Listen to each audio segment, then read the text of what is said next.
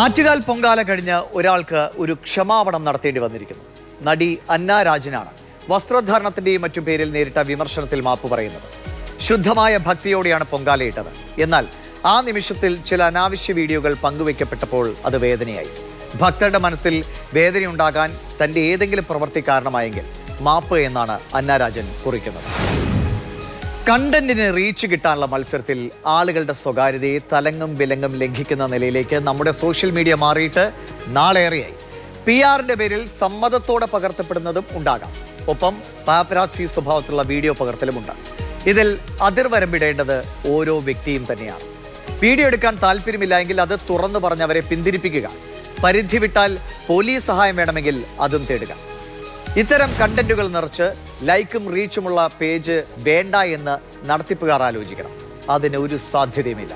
പിന്നെ ആകെയുള്ളത് നിയമപരമായ പരിരക്ഷയാണ്.